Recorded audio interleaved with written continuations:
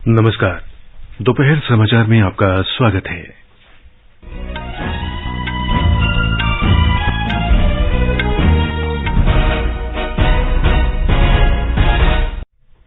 प्रधानमंत्री ने देशवासियों से भारत को स्वच्छ बनाने में योगदान करने और प्लास्टिक के थैलों की जगह कपड़ों के थैलों का उपयोग करने की अपील की है।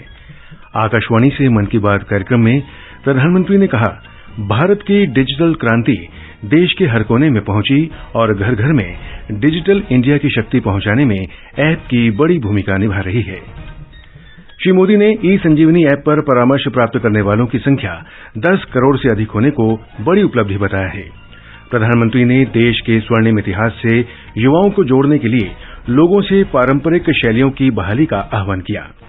उत्तर प्रदेश रोजगार मेले को वीडियो संदेश से संबोधित करते हुए प्रधानमंत्री ने कहा, राज्य में डबल इंजन की सरकार विकास परियोजनाओं को उच्च प्राथमिकता दे रही है।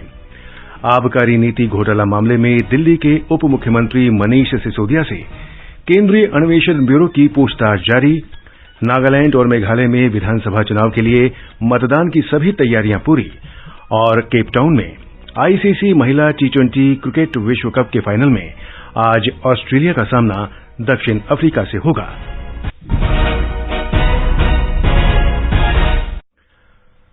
दोपहर समाचार के साथ मैं रवि कपूर। प्रधानमंत्री ने देशवासियों से भारत को स्वच्छ बनाने में योगदान करने और प्लास्टिक की जगह कपड़ों के थैलों का उपयोग करने की अपील की है। आकाशवाणी से मन की बात कार्यक्रम की 98वीं कड़ी में उन्होंने कहा कि स्वच्छ भारत अभियान ने देश में जन भागीदारी के मायने बदल दिए हैं। श्री मोदी ने हरियाणा के दुल्हेड़ी गांव के सफाई अभियान की चर्चा की, जिसमें ग्रामीणों ने भिवानी शहर को स्वच्छता के मामले में अनुकरणीय शहर बनाने के लिए युवा स्वच्छता एवं जनसेवा समिति का गठन किया। इससे जुड़े युवा तड़के 4 बजे ही भिवानी पहुंचकर शहर में अलग अलग स्थानों पर सफाई अभियान चलाते थे। प्रधानमंत्री ने इस बात पर संतोष व्यक्त किया कि इस समिति से जुड़े युवा अब तक शहर से कई टन कचरा साफ कर चुके हैं।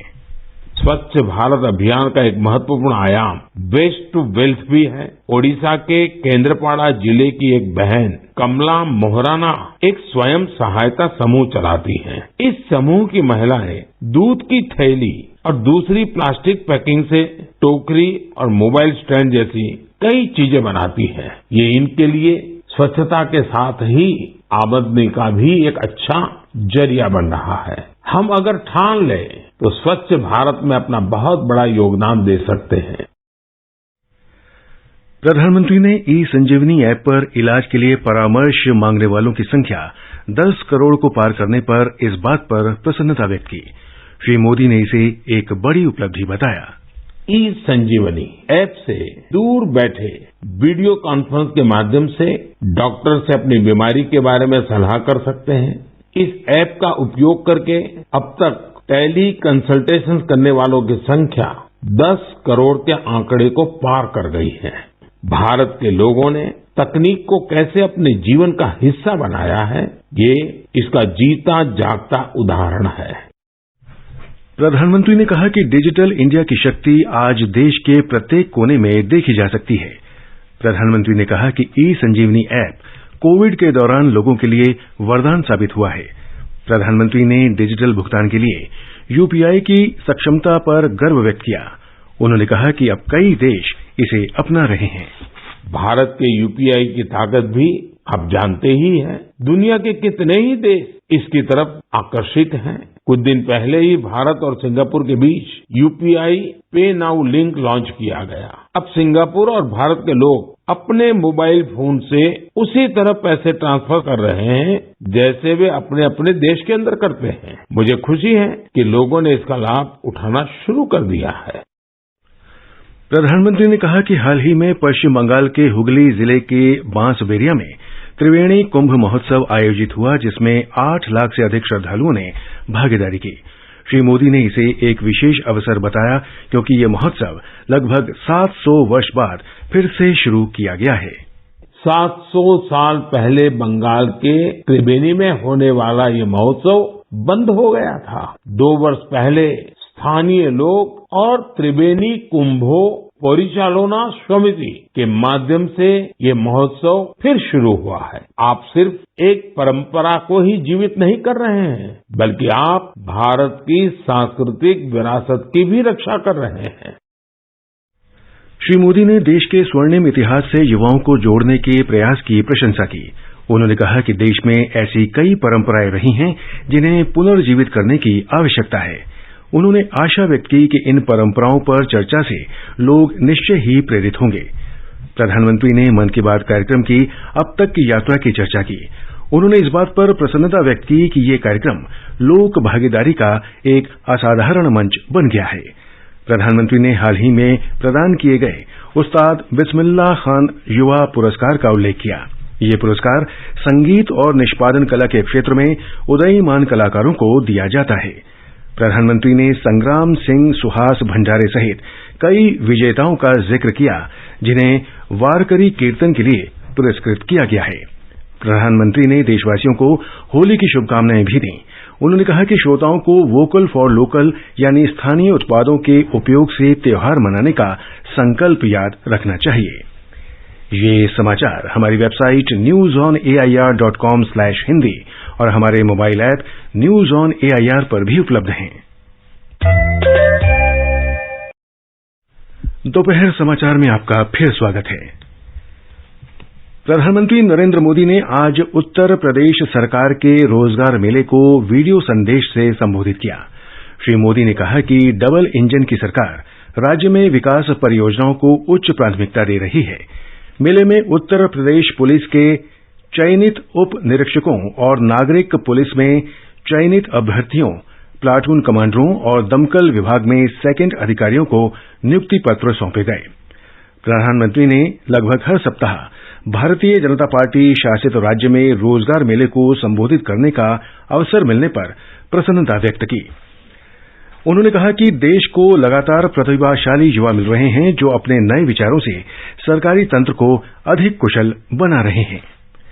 ये प्रतिभाशाली युवा सरकारी सिस्टम में नए विचार लेकर के आ रहे हैं, एफिशिएंसी बढ़ाने में मदद कर रहे हैं। उत्तर प्रदेश में आयोजित आज के रोजगार मेले का विशेष महत्व है। ये रोजगार मेला 9,000 परिवारों के लिए खुशियों की सौगात लेकर आया है। इतना ही नहीं है, बल्कि यूपी में सुरक्षा की भावना को और ज्यादा मजबूत कर रहा है। प्रधानमंत्री ने कहा कि आज उत्तर प्रदेश की पहचान कानून व्यवस्था से होती है। इससे राज्य में रोजगार, व्यापार और निवेश के अवसर बढ़े हैं। मुख्यमंत्री योगी आदित्यनाथ ने कहा कि पिछले 6 वर्ष में उनकी सरकार ने राज्य में 5.5 लाख युवाओं को रोजगार मुहैया कराए हैं। केंद्रीय अन्वेषण ब्यूरो सीबीआई की दिल्ली के उप मुख्यमंत्री मनीष सिसोदिया से आबकारी नीति घोटाला मामले में पूछताछ जारी है। दिल्ली पुलिस ने दक्षिणी दिल्ली जिले में कानून व्यवस्था बनाए रखने के लिए धारा 144 लगा दी है। सीबीआई ने श्री सिसोदिया को 19 फरवरी को भी पूछताछ के लिए बुलाया था, लेकिन श्री सिसोदिया ने दिल्ली का बजट बनाने के लिए 1 सप्ताह का समय मांगा था। श्री सिसोदिया सहित कुछ अन्य पर दिल्ली में नई आबकारी नीति लागू करने के मामले में भ्रष्टाचार के आरोप हैं। दिल्ली के उपराज्यपाल विनय कुमार सक्सेना ने इस मामले में पिछले वर्ष सीबीआई जांच के आदेश दिए थे। G20 देशों के वित्त मंत्रियों और केंद्रीय बैंक के प्रमुखों की पहली बैठक कल बेंगलुरु में संपन्न हुई। वित्त मंत्रालय में आर्थिक कार्य सचिव अजय सेठ ने आकाशवाणी को बताया कि 2 दिन की इस बैठक में वित्त मंत्रियों और केंद्रीय बैंक के प्रमुखों ने कुछ महत्वपूर्ण निर्णय लिए हैं। मल्टीलैटरल डेवलपमेंट बैंक हैं, ये किस तरह से 21वीं शताब्दी के जो चैलेंजेस हैं उनका सामना करने के लिए, उसमें देशों की मदद करने के लिए कैसे काम करें। विभिन्न देशों के कर्जों की जो एक परिस्थिति है बहुत ज्यादा हो गई है, उसमें उन देशों को कैसे से मदद की जाए। फिर जो हमारे शहर हैं, इन शहरों को एक सस्टेनेबल कैसे बनाया जा सके, ये भी चर्चा हुई कि जो ये 20 बड़े देश हैं ये अपनी पॉलिसीज को किस तरह से एक दूसरे के साथ कोऑर्डिनेट करें। सूचना और प्रसारण तथा युवा कार्यक्रम और खेल मंत्री अनुराग सिंह ठाकुर ने कहा है कि युवा 20 सम्मेलन में भारत न सिर्फ अपनी बात रखने बल्कि दुनिया भर के युवाओं का पक्ष सुनने को भी तैयार है। श्री अनुराग ठाकुर ने कहा कि हमें अपनी धरोहर, इतिहास, कला, संस्कृति और परंपरा पर गर्व होना चाहिए। ये जो पश्चिमी देशों की मानसिकता हमारे देश के ऊपर पिछले 70 वर्षों में थोपी गई और हम अपने गौरवशाली इतिहास को भूलते चले जा रहे थे, कहीं ना कहीं सोच को बदलने का काम पिछले 8 वर्षों में हुआ। दुनिया भर की ताकतें आज तोड़ने में लगी हैं। कोई कितने भी उपयोग या प्रयोग कर ले, ये भारत की एकता एकजुटता को कोई तोड़ नहीं पाएगा। ये समाचार आकाशवाणी से प्रसारित किए जा रहे हैं। ताजा समाचार जानने के लिए आप हमारे Twitter handle @AIR News Hindi को फॉलो कर सकते हैं। ये आकाशवाणी है। नागालैंड में कल होने वाले विधानसभा चुनाव में शांतिपूर्ण मतदान के लिए तैयारियां पूरी कर ली गई हैं। मतदान कर्मियों को चुनाव सामग्री के साथ मतदान केंद्रों पर भेज दिया गया है। कुल 183 उम्मीदवार चुनावी मैदान में हैं। हमारे संवाददाता ने बताया है कि भाजपा के निर्विरोध 1 सीट जीतने के कारण मतदान केवल 59 सीटों के लिए होगा।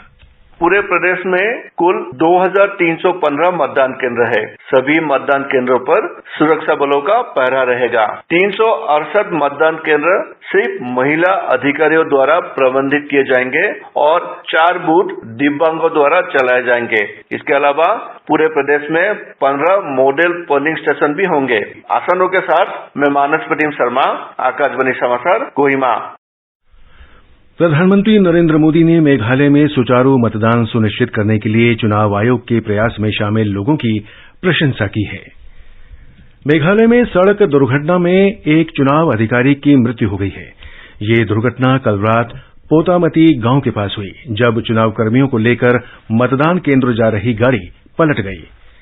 श्री चेशम मारक द्वितीय निर्वाचन अधिकारी के रूप में तैनात थे। चुनाव विभाग ने मृतक अधिकारी के निकटतम परिजन को 15 लाख रुपए की अनुग्रह राशि देने की घोषणा की है। महाराष्ट्र में पुणे जिले की कस्बा, पेठ और चिंचवाड़ विधानसभा क्षेत्रों के उपचुनाव के लिए मतदान जारी है। कस्बा विधानसभा क्षेत्र में मुख्य मुकाबला भारतीय जनता पार्टी के हेमंत रसाने और महाविकास अघाड़ी गठबंधन समर्थित कांग्रेस के रविंद्र धंगेकर के बीच है, जबकि चिंचवाड़ सीट पर भारतीय जनता पार्टी के अश्विनी जगताप और राष्ट्रवादी कांग्रेस पार्टी के नाना काते के बीच मुकाबला है। भारतीय जनता पार्टी के अध्यक्ष जगत प्रकाश नड्डा ने आज नई दिल्ली में पार्टी महासचिवों की एक बैठक बुलाई है। ये बैठक आगामी विधानसभा चुनाव, वर्ष 2024 के लोकसभा चुनाव और G20 की तैयारियों पर चर्चा करने के लिए बुलाई गई है। जम्मू कश्मीर में आतंकवादियों ने आज सवेरे पुलवामा जिले के अचान इलाका में एक व्यक्ति की गोली मारकर हत्या कर दी। मृतक की पहचान कश्मीरी पंडित संजय शर्मा के तौर पर की गई है। प्रधानमंत्री ने सिकंदराबाद के क्षेत्रीय रेल प्रशिक्षण संस्थान परिसर में 200 वर्ष पुराने कुएं के जीर्णोद्धार की प्रशंसा की है।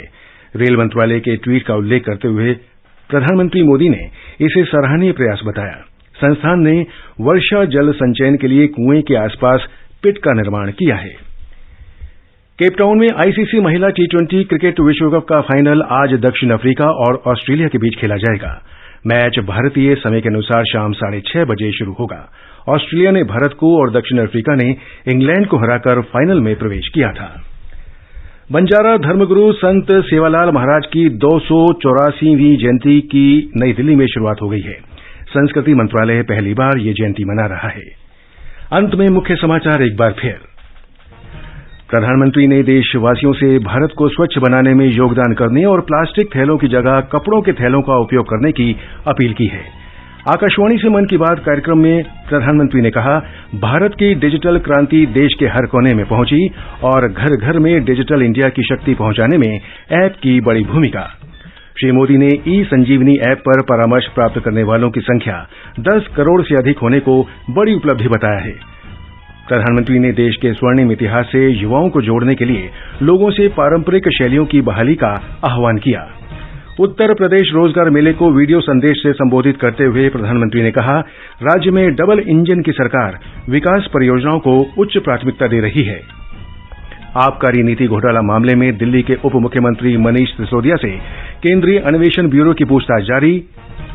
नागालैंड और मेघालय में विधानसभा चुनाव के लिए मतदान की सभी तैयारियां पूरी और केपटाउन में आईसीसी महिला T20 क्रिकेट विश्व कप के फाइनल में आज ऑस्ट्रेलिया का सामना दक्षिण अफ्रीका से होगा। इसके साथ ही दोपहर समाचार का ये अंक समाप्त हुआ। नमस्कार।